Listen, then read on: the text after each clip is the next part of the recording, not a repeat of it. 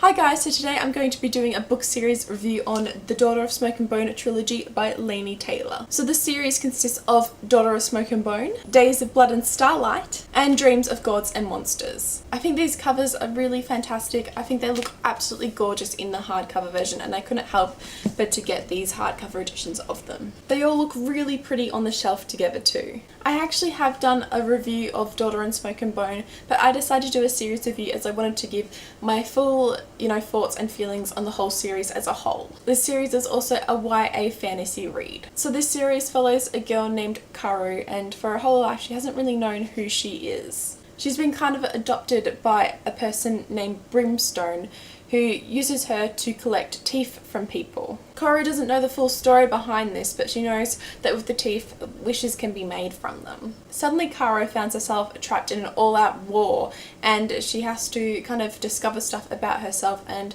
her history to help in this war. And while all this is going on, Karu also meets an angel and starts to fall in love. However, the angel is on the opposite side to her. I can't really give any more away about the plot because I don't want to spoil anything for you. One thing I will say about this series, as it is a YA fantasy read, I found it not hard to get into, but it definitely took a lot of time. As this was a reread for me for Daughter of Smoke and Bone, I felt like I could enjoy it a lot more as I knew what was going to happen and everything and how the story was going, and I already knew the plot, so it was easier for me to understand and grasp. But what a lot of people find is that they have trouble getting past this first book, as there's a lot of information here and it can be really confusing. But after Daughter of Smoke and Bone, it gets a lot easier and you find yourself, knowing this plot and the storyline, so you can grasp onto the information that you once kind of struggled to withhold. But because of this, I couldn't really get through this series quickly. It did take a lot of time to get through them, for me at least. There was a lot of information to intake, a lot of characters to remember, and while I really liked that, I'm just saying, that it's not going to be a quick read, I don't think. But I still think they are a fantastic series, and I rated each book a 4 out of 5 stars. I think one of the reasons I really like this series is because of the characters. The characters are really well thought out.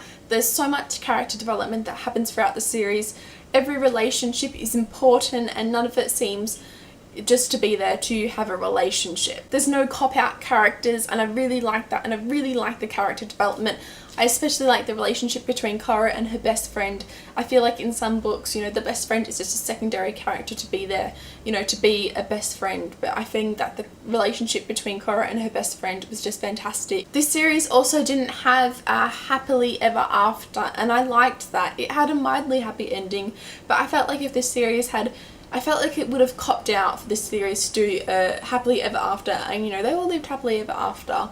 As throughout this series, you kind of realise that this series has a very dark undertone, and you kind of realise that maybe a full out happily ever after isn't possible for these characters. So for once in my life, I kind of liked that it was okay, kind of an happy ever after series ending. This is only one of the few YA fantasy series that I have read, and I really enjoyed my time reading it.